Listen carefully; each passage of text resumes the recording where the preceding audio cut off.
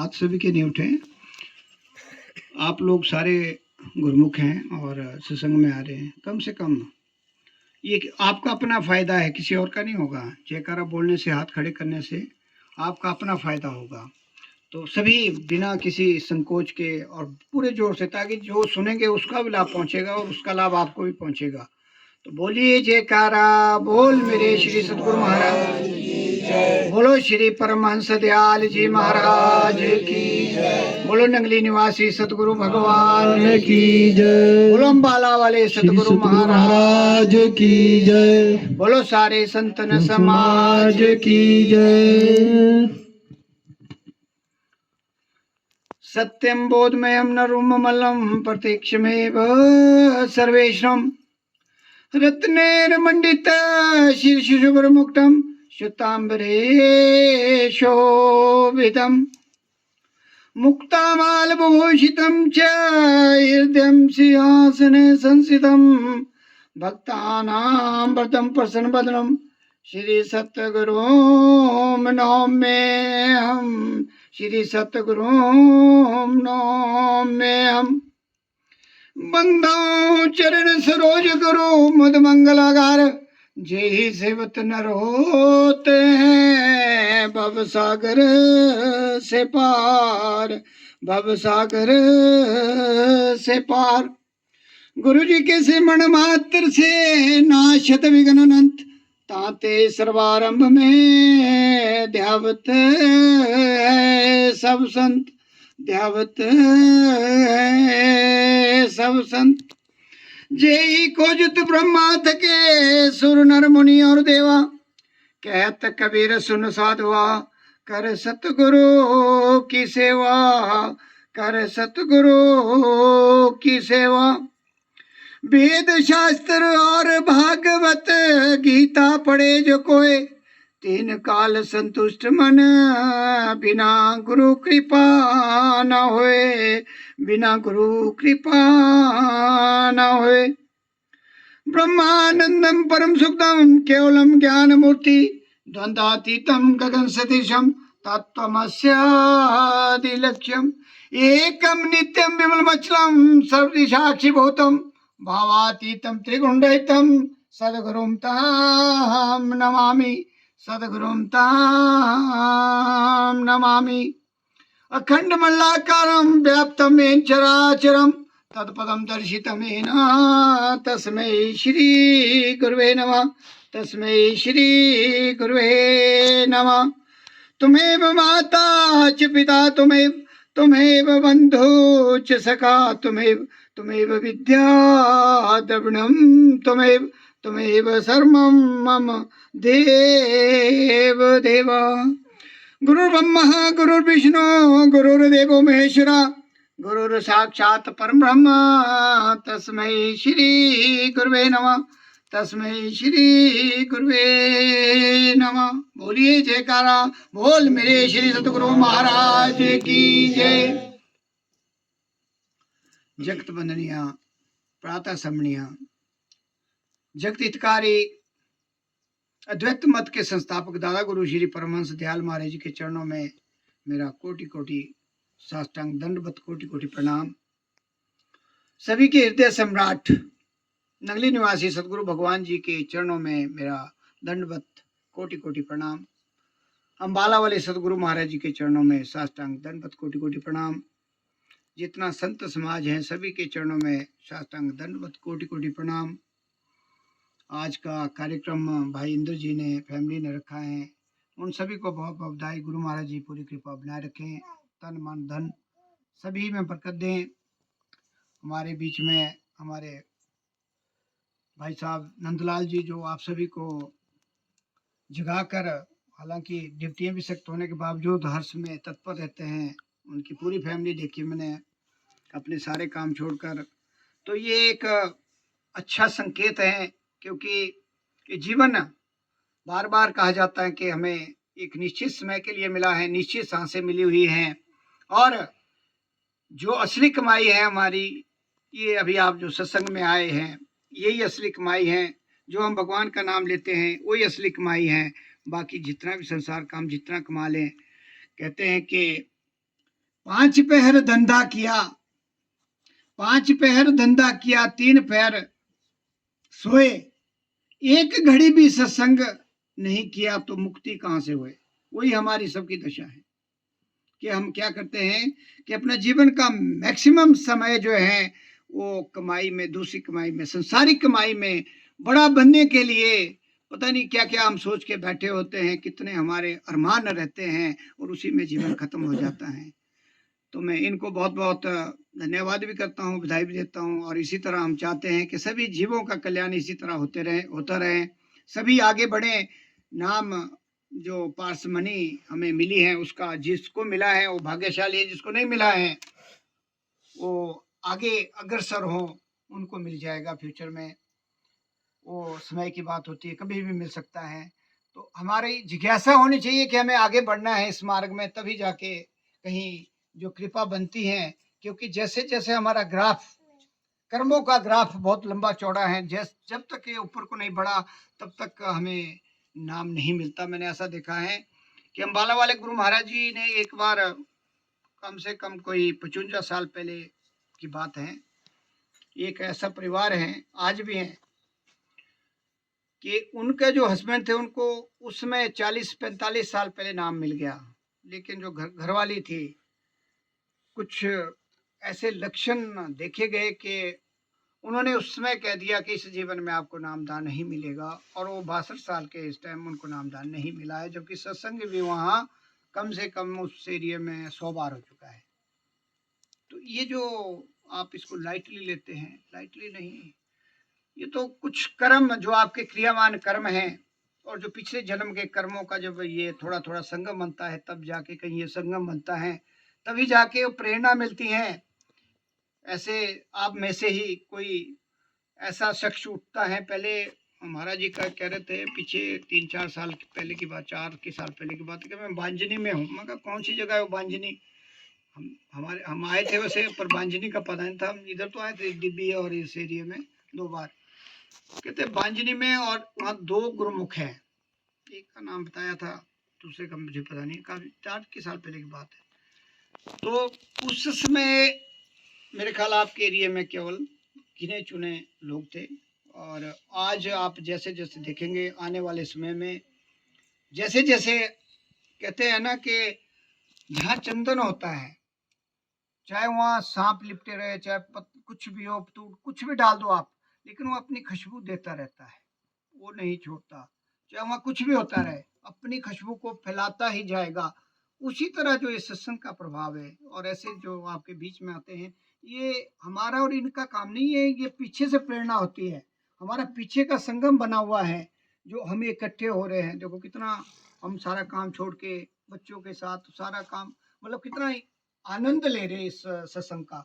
और ये कभी कभी जो संगम बनता है, और इसका पूरा लाभ उठाना चाहिए। क्योंकि कहा है ना कि सत्संग में जाइए तज माया अभिमान, जितने जितने पग धरती धरे कोटि नियक समान। अब आप जिस भी गांव से आए हैं, जहां से भी आए, परे से आए, इधर से आए हैं, एक एक कदम का इसमें आपका लेखा जोखा लिखा जाता है। ये प्रमाणित है, और ये पुराणों में भी लिखा है, महाभारत में भी है, जहां भी आप मतलब इसको महापुरुषों से सुनो के प्रमाणित है। ऐसा नहीं कि ऐसे बोला जाता है। सबसे पहली बात है कि नाम का हम बार बार जिक्र करते हैं, ये नाम मिलना बड़ा कठिन है। जो पिछले समय और इस समय कलयुग में लगाना है तो बहुत कठिन काम है। लेकिन क्या कलयुग में कुछ ऐसा हमारे को वरदान मिला हुआ है कि जल्दी जल्दी काम हो रहे, जल्दी जल्दी ही सारा काम हो रहा है। मौत भी जल्दी है, काम भी जल्दी हो रहे, और ये जो हमारे को मुक्ति का साधन है वो भी जल्दी मिल रहा है। क्योंकि जब सतयुग था तो 1 लाख वर्ष आयु होती थी, फिर घटती गई दूसरे युग में, फिर तीसरे में फिर घटती गई, अब आ गई है 60 तक एवरेज। वैसे 100 है पर 60 तक आ गई है। वो भी हमने मांग के की हुई है। कुछ हमने किसी से मांगी, कुछ किसी 20-20 साल मांगे हुए हैं। ये बड़ी लंबी कथाएं हैं। तो हमने इन जो घड़ियों को, जो भी हमारा जैसे भी संगम बनाया है, गुरु महाराज जी ने बनाया है। अम्बाला वाले गुरु महाराज जी ने सबसे पहले हमारे को कृतार्थ किया। उन्होंने नंगली निवासी भगवान से मिलाया, और नंगली निवासी भगवान के आगे जितने भी ये महात्मा लोग आए जो डायरेक्ट कांटेक्ट में, उनसे हमारे को जो है ये लाभ मिला। क्योंकि हमारा कोई ना कोई संगम बना हुआ है, इसलिए हमारा कांटेक्ट बना है। तो हमें इन घड़ियों का पूरा पूरा लाभ उठाना है। ऐसा ना हो कि आए, थोड़ा सा देखा और फिर चले गए। सबसे बड़ी बात है जो युक्तियां बताई गई हैं, अभी आपको पीछे इन्होंने काफी डिटेल में उसके बारे में बताया कि जो हमारे को 5 प्रकार की युक्तियां बताई जाती है नाम के टाइम में, उसमें से कम 2, जिससे बैठा देखो, बैठने के सिस्टम ठीक है, जो यंग है बैठ सकता है, ठीक है, जो नहीं बैठ सकता, नियम कोई नहीं है, कुर्सी में बैठो, सोफा सेट में बैठो, पलंग में बैठो, पीछे होके बैठो, लेकिन प्रैक्टिस अभ्यास कंटिन्यू, आपके सांसों की जो पूंजी है उसका थोड़ा थोड़ा आप समय देते रहें, क्योंकि जब हम काम में उलझ जाते हैं तब तो हमारा काम की तरफ कंसंट्रेशन हो जाता है। मान लो आप किसी पढ़ने लिखने का काम करें तो आपका सारा डाइवर्ट हो जाएगा, या आप कोई और चीज करें तो डाइवर्ट हो जाता है। लेकिन जब आप फ्री हैं, जब आप समय देते हैं, भाई गुरु महाराज की चरण शरण में हमने बैठना है, पौना घंटा, आधा घंटा, 15 मिनट, जो भी आप देते हैं, तो उसमें आपको जो सांसों की जो पूंजी है, इसको इस पे ध्यान देना है मैक्सिमम, जो अजपा जाप है। और यही हमारी पहली सीढ़ी है। जब अजपा जाप आपका परिपक्व होगा, बहुत टाइम लगता है, देखना है, ऐसे सोचो कि पतंजलि जी गुरु महाराज ने बता दिया कि एकदम से अंदर प्रकाश हो जाएगा, ऐसा हो जाएगा, कुछ नहीं होगा। आपको प्रैक्टिस करना है निष्काम भाव से, ये नहीं देखना है कि क्या इसका रिजल्ट हो रहा है, नाम का अभ्यास करते रहना है। माता मैंने तो चलते फिरते उठते बैठते कर सकती है, जैसे बल्कि जब वो दूते ना गाय, सो मतलब प्रैक्टिस की बात है, क्यों आपका ध्यान डाइवर्ट करने का ये सबसे बड़ा जो है हमें मिला हुआ है एक इंस्ट्रूमेंट, कि नाम को, ये जो माइंड को कंसंट्रेट करना है, ये भागता बहुत है, 1 सेकंड में अमेरिका पहुंच जाएगा, 1 सेकंड में पता नहीं कहाँ, इसको कहीं भी पहुंचा दो आप, आसमान में पहुंच जाएगा, उसको कंसंट्रेट करना है। और ये जो जपा जाप है, ये कंसंट्रेट ही करता है हमें, कंसंट्रेट करने के बाद ही हमारा जो अंदर का जो अगला स्टेप है, जो धुन आती है, जाप मरे अजपा मरे अनहद भी मर जाए, सुरत समाई शब्द में ताको काल ना खाए। हमने अगली सीढ़ी में जाना है। तो क्या होता है कि जब हमारा परिपक्व हो जाता है अजपा, पहली तो छोड़ दो, पहले तो जब हमें मिल गया पहला तो जो जाप है उसको हम छोड़ देते हैं अभी फिलहाल, क्योंकि हम सेकंड स्टेज में हैं। जैसे जैसे आप अभ्यास करेंगे, 1 घंटा, पौना घंटा सवेरे बैठ कर, जैसे मैंने कहा 3 से 4 सोना बरसेगा, 4 से 5 चांदी बरसेगा, 5 से 6 क्या बरसेगा, तांबा, और उसके बाद 1 का 1 मतलब जैसे हम राम राम कहते हैं, कृष्ण कृष्ण मान लो, वो तो जब के कहते हैं, लेकिन हम जो हम शब्द के द्वारा करेंगे उसका हमारे को उतना फायदा मिलेगा, उतना नहीं मिलेगा जितना हमारे को 3 से 4, क्योंकि ब्रह्म मुहूर्त का जो समय है, इसमें कई गुना मिलता है। क्यों मिलता है ये भी ध्यान रहे, क्योंकि उस समय पूरे संसार में जितने भी महात्मा लोग हैं, यज्ञ वाले, तप वाले, जप वाले, जहां भी बैठे हैं, कहीं भी बैठे हैं, वो सभी जागृत अवस्था में होते हैं। और उनकी किरणें, जैसे आप अपने को शून्य पे ले आएंगे, उनकी किरणें हमारे को जो है वहां से टच होती है, जब हम, क्योंकि एक ही है जाप, तो एक ही है, वो किसी भी विधि से जपा जाए, तो वो किरणें जो है हमारे को जो है एकाग्र करती है, उसका प्रभाव पड़ता है, इसलिए हमारे को कई गुना फायदा जो है ब्रह्म मुहूर्त में होता है। इसलिए ये नहीं कि सोने का मतलब ये नहीं है कि वाकई सोना बरस जाएगा, उससे सोना मिलता, नहीं, कहने का मतलब है कि उसमें हमारा डायरेक्ट कनेक्शन उस सत्ता से होगा, डायरेक्ट कनेक्शन, क्योंकि सभी जागृत होते हैं, जो आगे बढ़ना चाहते हैं अध्यात्म में, सभी जागृत होते हैं। तो इसलिए कम से कम आप भले ही, जैसे ऐसा होता है कि 4 बजे उठ गए, 3:30, जो भी उठते, 5 बजे उठ गए, कम से कम आधा पौना घंटा बैठो, मतलब कम से कम, और उसके बाद अगर नींद आती है तो सो जाओ, कोई परवाह नहीं, क्योंकि जब सूरज निकल जाता है उसके बाद हमारा जो है बैलेंस बराबर में आ जाता है। सूरज से पहले का काम है कि हम जितना भी जाप करेंगे उसका हमें बहुत लाभ होगा, क्योंकि सूर्योदय होने से पहले जो ब्रह्म मुहूर्त है, उसमें सारे जितने भी ये सत्पुरुष हैं, महापुरुष हैं, जितने भी मतलब आगे इसमें बढ़ते हैं, वो सभी जागृत अवस्था में होते हैं, और सीधा कनेक्शन उनका उन किरणों से होता है। वो किरणें हमारे को आकर्षित करती हैं उसमें, इसलिए कहा गया है कि ये सबसे बड़ा जो है हमारा। तो मैं एक छोटा सा आपको आज एक दृष्टांत कि हमारे जीवन में जो हम करते हैं और उसका क्या फल मिलता है, तो एक उस माध्यम से कि आपकी समझ भी आ जाए, और उसमें क्या है ज़्यादा होना, सिंपल सा कि एक बार क्या हुआ कि जैसे हमारे मित्र होते हैं, हम बना देते हैं कोई बहुत घनिष्ठ मित्र होता है, फिर एक थोड़ा कम मित्र होता है, और एक फिर उससे कम होता है। इसी तरह क्या हुआ कि एक भक्त था। भक्त क्या मतलब संसारी आदमी समझो आप। तो उससे कोई गुनाह हो गया। गुनाह मतलब कि जैसे हम कोई समय आता है, कोई हमने ऐसा कार्य कर दिया जिसमें हमें कोर्ट में केस चलता है, और साथ में जो है पनिशमेंट उसमें वहाँ से जो है वो मिलती है कि आपने ये अपराध किया तो उसकी सजा क्या होगी। ऐसे उसने एक मित्र के पास तो जाता था और दिन रात उसी के साथ रहता था, मतलब पूरी तरह, और उसको उस पर बड़ा भारी भरोसा था भी जब बुरा वक्त आएगा तो ये मेरा काम करेगा। एक ऐसा मित्र था उसका जो जब मतलब उसमें 2 या 3 बार दिन में जाना, उसमें कम थोड़ा था, पर उसे भरोसा था कि मैंने मतलब जो है जब भी मेरे को बुरा वक्त आएगा तो ये मेरी सहायता करेगा। और एक ऐसा मित्र था जहाँ कभी 6 महीने में दिल किया तो गए, और जाना मतलब ऐसा था जैसे सरसी फॉर्मेलिटी के लिए कि गए तो गए, नहीं गए तो नहीं गए। तो होता क्या है, समय करवट लेता है और समय परीक्षाएं भी लेता है, खास करके जो गुरुमुख होते हैं उनकी ज़्यादा लेता है। तो इसलिए कभी डगमगाना नहीं, विश्वास तब बनता है जब आप अभ्यास करेंगे, और जब आप अभ्यास करेंगे तो आप डगमगाए भी कभी नहीं डगमगाएंगे। क्योंकि जब हम आगे बढ़ते हैं किसी भी क्षेत्र में, चाहे हम कार्य के क्षेत्र में, चाहे हम खेती के क्षेत्र में, चाहे हम व्यवसाय के क्षेत्र में, तो जैसे जैसे हम आगे बढ़ते हैं तो हमारा जो परफेक्शन है वो बढ़ता जाता है। तो इसमें जैसे मैंने कहा है एक स्टेज आती है, जैसे गुरु महिमा के लिखा है कि पांव से रास्ता चले, पांव से रास्ता चले, सूरत हो भगवान में, हाथ तो हो काम में, दिल रहे ध्यान में। राखो तुम भगवान से मतलब, करो काम दुनिया का, रहो दुनिया में, छोड़ो आराम दुनिया का। मैं इसलिए कहता हूं कि ये स्टेज बनानी है हमें। ये कब बनेगी? हम क्या करते हैं कि जैसे पहले हम बच्चों में मान लो शादी हुई, उसके बाद आपको पता है क्या होता है, फिर बच्चे हुए, फिर हम बच्चों में इन्वॉल्व हो जाते हैं, बच्चे बड़े बड़े हो गए, फिर उनकी पढ़ाइयों में भी इन्वॉल्व हो जाते हैं, फिर हो गया उनकी शादी में, फिर आगे तुत्तू पोत्तू हो गए, फिर हम उसमें इन्वॉल्व हो जाते हैं, और होते होते होते हम बहाने ढूंढते रहते हैं। जब हमें सावधान किया जाता है तो हम बहाने ढूंढते रहते हैं, और उसी तरह हमारा जो ये सारा जीवन अंधकार में खत्म हो जाता है। और जब लास्ट में आता है, जब पिक्चर सामने आती हैं, तो वहाँ हम बहुत पछताते हैं।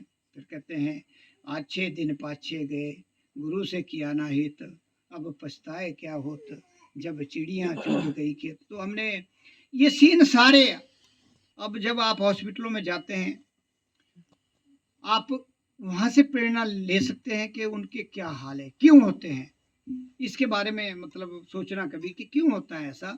जब हम जो हमें असली काम दिया है उसको छोड़कर हम संसारिक कामों में और विषयों में मन के कहने पे, मन के मते में सारे कार्य करते हैं, तब हमारे को कष्ट पूरा झेलना पड़ता है।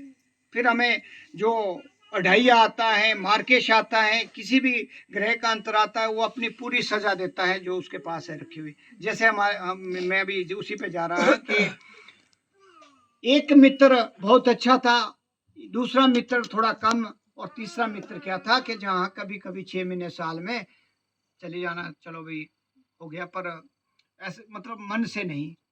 तो होता क्या है कि उसका कोई ऐसा कर्म पिछला निकल के आता है कि जब उसकी पेशी लगती है कोर्ट में, तो उसको सीधा कहा जाता है कि जो आपके गवाह और जो भी आप जिन्होंने आपके खिलाफ बोला है, उससे आपको सीधी फांसी की सजा होगी। वो घबरा जाता है, और कल के लिए, जैसे आज फैसला सुनाया, तो कल के लिए उसकी जो फांसी की सजा जज साहब ने दे दी। वो घबरा गया कि हाँ, उसने एक प्रश्न किया जज साहब से कि कोई ऐसी कंडीशन है नहीं जिससे कि मैं मतलब बच सकता हूँ। तो उन्होंने कहा अगर कोई आपकी ये गवाही दे दे कि आप निर्दोष हैं तो आप बच सकते हैं। ये कंडीशन उन्होंने ये लगा। तो अब घबराया, अब जिसको मौत सामने दिख रही हो, 24 घंटे रहते हो, वो तो पहले वैसे ही खत्म हो जाता है, घबराया बड़ा भारी। तो हुआ क्या, भरोसा, अब देखना इस बात को बड़े ध्यान से सुनना। जो हमारे डेली डेली घटती है हमारे साथ ये घटनाएं, लेकिन हम अनभिज्ञ हो जाते हैं। ये ज्ञान आपको कहाँ मिलेगा? सत्संग में। अभी मैं उधर गया था भागवत में वो प्राणी हिरण्यकशिपु की या उसकी वो कहानियां सुनाई जाती है, बाकी वो रोज ही सुनते हैं हम, आजकल तो इतना है। लेकिन सत्संग में कोई नई चीज आती है और नया अध्याय जुड़ता है और नई समझ आती है, जो इसको आगे बढ़ना, जो जिज्ञासु हैं। तो होता क्या है कि अब जिस पे सबसे ज्यादा भरोसा होता है हम उसकी तरफ दौड़ते हैं। जैसे आपको भी होता है ना घर में, भाई जी मेरे पिताजी करेंगे कि मेरी पत्नी करेगी, मेरी माता जी करेंगी या मेरा पड़ोसी करेगा, आप उसकी तरफ दौड़ेंगे जिस पे आपको सबसे ज्यादा भरोसा होगा। भाई ये क्या नाम जो है, जो मेरी सहायता बुरे वक्त में कौन कर सकता है। इसके बहुत से प्रसंग है, अभी मैं दूसरी साइड को चल रहा हूँ, कभी और देंगे। तो हुआ क्या कि वो सबसे पहले उस मित्र के पास गया जो दिन रात उसके साथ रहता था। सबसे पहले भाई वो मेरी गवाही देगा कि उसमें भरोसा था उसको। तो होता क्या है कि जब वो बाहर से दरवाजा खड़खड़ाता है उसका, तो वो बोलता है कि भाई मैं ऐसे ऐसे फंस गया हूँ, मुझे फांसी की सजा हो रही है, तो मुझे आप जो है कल जाके मेरी गवाही देंगे। तो उसने अंदर से ही सुना और दरवाजा नहीं खोला कि मैं तुझे नहीं जानता, भाई तुम कौन हो। उसने दरवाजा ही नहीं खोला, क्योंकि उसने देख लिया कि मेरी बारी, अगर मैं उधर चला गया पता नहीं उसके क्या, क्योंकि रिजल्ट वो बड़ा हताश हो गया। अभी मैं जिस पे भरोसा करता था, कि जिसके साथ मैं दिन रात रहता था और पूरा मतलब उसी के लिए मैं सब समर्पित कर देता था सब कुछ, वो ये अंदर से चलो कम से कम बाहर आ जाता, मेरे को इतना तो बोल देता कि मैं कम से कम खड़ा हो जाता। उसने दरवाजा के उसकी शक्ल भी देखी, कहा कि मैं नहीं जानता भाई आपको, कौन है आप। तो हरास हो गया, अब तो ज्यादा हो गया क्योंकि समय निकल रहा है, मौत सिर पे है, फांसी की सजा कल होनी है। उसने सोचा मौत तो है ही है, क्या मैं दूसरे मित्र के पास जाता हूँ, जो सेकंड मित्र था, जिसके पास 2 बार जाना आना था, थोड़ा भरोसा था। तो चला गया, क्योंकि मरता क्या नहीं करता। जब आपके ऊपर मुसीबत आती है, किसी के ऊपर भी आती है, तो कहीं ना कहीं दौड़ता है बचने के लिए भी, चलो क्योंकि इंसान है। वहां गया तो उसने दरवाजा खोल दिया और कहा आओ मित्र, पानी पुनी पिलाया थोड़ा। और फिर जब उसने बात कही कि भाई कल मेरे की गवाही देनी है आपने, तो आपको मेरे साथ चलना पड़ेगा, ऐसा ऐसा है। तो उसने बोला कि मैं जाऊंगा तो जरूर, लेकिन मैं दरवाजे तक जाऊंगा, उसके आगे नहीं जाऊंगा।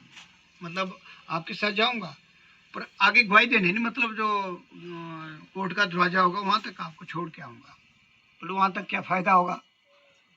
तो उसने बोला ठीक है। मतलब वो हरासी हो गया, हताश हो गया वहां से भी, क्योंकि उसका भी कोई लाभ नहीं होगा। मान लो वहां तक छोड़ने भी चला गया तो उसका पर्पज तो सॉल्व नहीं हुआ। अब बिल्कुल और ज्यादा टाइम भी निकल रहा है और ऊपर से उसकी जो बेचैनी बढ़ रही है। अब कहते किसके पास जाऊं मैं, क्योंकि मैंने तो बाकी तो है नहीं, मित्र ही 3 है मेरे। फिर उसने देखा, कुछ माइंड में आया कि चलो जिसके पास कभी 6 साल महीने में मैं जाता था, साल में 6 महीने में, चलो देखते, चांस लेने की बात है। जब मेरे गहरे मित्र ने और जो जिनके पास मैं ज्यादा समय देता, उन्होंने मुझे मेरी हेल्प करने से मना कर दिया, तो वो क्या करेंगे, लेकिन फिर भी चलो चले आते हैं उधर भी। तो होता क्या है कि जो वो मित्र हैं जिसके पास मतलब हम भूल जाते हैं, छोड़ देते हैं, ज्यादा ध्यान नहीं देते। तो वो मित्र जो था, कहते हैं कि वो पहले ही उसके स्वागत के लिए दरवाजे पर खड़ा था, मालाएं हार लेके, और पूरे स्वागत के साथ उसका, जैसे होता है हमारा बोलते हैं अतिथि जो होता है उसको भगवान की तरह मानते हैं, तो पहले ही खड़ा था। तो वो परेशान हो गया, कहते मैंने तो बताया नहीं ना, कोई बात हुई। तो उसने तो अपना दुखड़ा प्रस्तुत करना था, लेकिन नहीं नहीं, कहते आओ मित्र, गले लगाया है 14 दिन तक। फिर वो क्या है, लोटे लाटे जो भी है, फिर खूब पूरे पाड़े बनते हैं, पंडितों को बांटे जाते हैं 14 दिन, और उसके बाद काम खत्म। तो जो वो दूसरा मित्र क्या था, वो था परिवार, जो परिवार का हमारा सिलसिला है, वो कहाँ तक है, शमशान घाट। अब तीसरा कौन सा आ गया, जो यहाँ बैठे, वो है असली मित्र। वो आपको देखो, आप क्या करते हैं, हम टलते हैं ना। अब मैंने कई जगह भी जैसे मिलते हैं ना, मंगाओ कि तो नहीं जी अब तो काम चला है, गाय फलाना, हम क्या करते हैं, बहाना लगाते। लेकिन अगर हम इसकी तरफ इतना ध्यान दें जितना हम माया की तरफ दे रहे, धन की तरफ दे रहे, तो हमारा जीवन वैसे ही बन जाएगा। तो असली मित्र कौन है, ये सत्संग, ये साथ होगा। वहां कोई नहीं होगा आपके साथ, ये सत्संग होगा जो आप अभी यहाँ पा रहे, जो आ रहे। जो अभी बोला कि सत्संग में जाइए तज माया अभिमान, जितने जितने पग धरती धरे कोटि नियक समान। ये है वो असली मित्र। तो हमने असली मित्र को जानना है कि हमारा असली मित्र कौन है, जो थर्ड वाला है।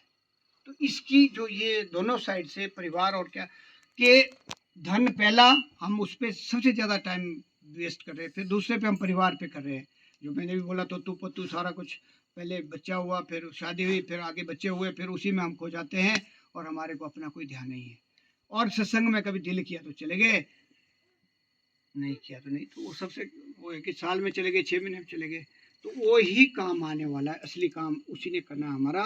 तो इसलिए ये जो सत्संग मिल रहा है, आप सभी बहुत सौभाग्यशाली हैं और आपको ऐसा दरबार मिला है जो हमने देखा है कि ये सबसे बड़ा दरबार है।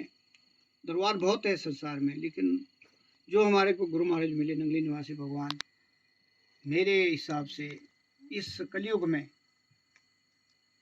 इनसे साकार, जितना इनका साकार रूप है, मेरे ख्याल मेरे अभी अपने उसमें नहीं आया। क्योंकि साईं बाबा जी की अभी भेंट हुई थी एक बार ना, साईं बाबा जी को बहुत मानते, तो जब उनकी भेंट हुई थी इनसे प्रैक्टिकल रूप में, जो असली साईं बाबा थे, तो उन्होंने इनके पाँव छुए थे, कहा था, वो कहीं निकल रहे थे हमारे नंगली निवासी भगवान, तो इन्होंने साईं बाबा जी ने कहा था, जब इनके पास पाँव छुए, कहा तो बोलो आप यहाँ यहाँ निकल रहे होने वहाँ से, जहाँ उनका स्थान है वहाँ नज़दीक ही है वहाँ से, तो कहते आप ने मुझे बुला लिया होता। और जब ये दूसरा विश्व युद्ध हुआ था, जब हमारे दादा गुरु श्री परमहंस दयाल जी महाराज जी बैठे थे, तो उसकी अगर आपने हिस्ट्री देखनी हो तो उनको अधरंग हो गया था। मतलब पूरे संसार की रक्षा के लिए उन्होंने पूरा बर्डन अपने ऊपर ले लिया था, और एक साइड उनकी पैरालिस्ट हो गई थी, और उन्होंने उसमें जो है इन अंग्रेजों को सपोर्ट किया था। तो उस समय कहते हैं पूरे संसार में जितने भी बड़े बड़े फकीर थे, जितने भी बड़े बड़े मौलवी थे, जितने भी थे, वो सारे इनके पास आए हमारे दादा गुरु जी के पास। और उन्होंने कहा कि इस समय को आप ही संभाल सकते हैं, हमारे बस की बात नहीं है।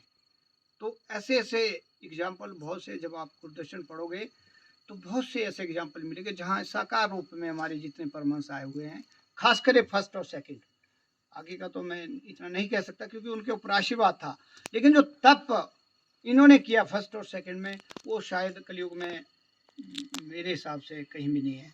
तो इसलिए हमारे ये सबसे बड़ी पावर है, आप सभी इसमें जुड़े हुए हैं।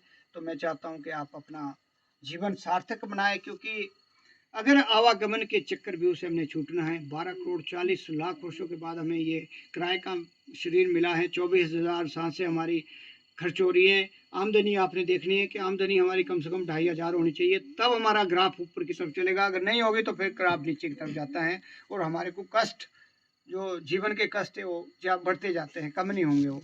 अगर हमारा ग्राफ ऊपर की तरफ जाता है तो कम होते जाएंगे। तो इसलिए हम पूरा पूरा लाभ उठाएं, जो घड़ियाँ हमें मिलती हैं उसका पूरा पूरा लाभ उठाएं।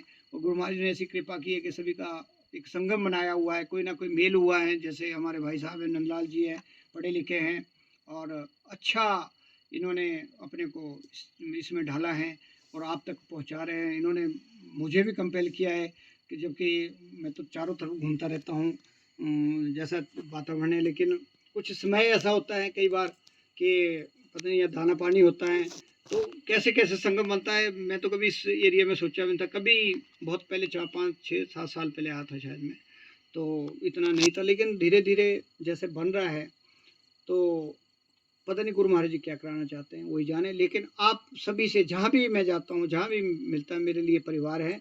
क्योंकि जब हम इस रास्ते में चलेंगे तो ऐसा ही देखो, एक तो है ना ये पूरा जो जैसे चला हुआ झमगट सारा संसार, जैसे ये रंगमंच, वहाँ जब हम अपने निज धाम में पहुंचेंगे वहाँ सब हमें ऐसे ही होंगे जैसे यहाँ है। वहाँ एक ही रूप होगा हमारा, यहाँ कोई नहीं होगा कि आप कौन है आप कौन है आप कौन, वहाँ एक ही रूप बनेगा सब, वहाँ ऐसे ही होंगे, वहाँ एक रूप होगा, ये डिफरेंट नहीं पाए होंगे कपड़े, ना वहाँ स्त्री होगा ना पुरुष होगा, वहाँ एक ही होंगे हम। और वो ऐसा नहीं है कि ये वैसे बोले, ये प्रैक्टिकल है कि जब समुद्र का, जब समुद्र में कोई बूंद पड़ती है समुद्र रूप हो जाती है, वैसे ही हमारी आत्मा जहाँ से आई हुई निज धाम से वहाँ प्रकाश में रूप हो जाएगी और एक रूप में हो जाएंगे, वहाँ हम सब ऐसे ही होंगे, एक होंगे। तो इसलिए हमें ऐसी तैयारी करनी है कि हम सारे ऐसा अपने को, क्योंकि ये हमारे को इतना बढ़िया श्री मिला, इतना बढ़िया दरबार मिला, इतने बढ़िया महापुरुष लोग मिले हैं, तो अगर हम तब भी सोए रहें जागे नहीं तो हम फिर तो हमारा जीवन बेकार है, बिल्कुल बेकार है। तो इसको हमने समझना है। तो मैं ज़्यादा समय ना लेता हुआ, क्योंकि कई बार ज़्यादा खाने से फिर पेट में दर्द हो जाती है, आजकल तो ऐसे हो जाती है, तो इसलिए मैं ज़्यादा समय ना लेता हुआ मैं आप सभी का बहुत बहुत धन्यवाद करते हुए और इस परिवार का धन्यवाद करते हुए, क्योंकि जब कोई संगम बनता है, किसी का कोई पात्र बनता है, तभी हम लोग इकट्ठे हो सकते हैं।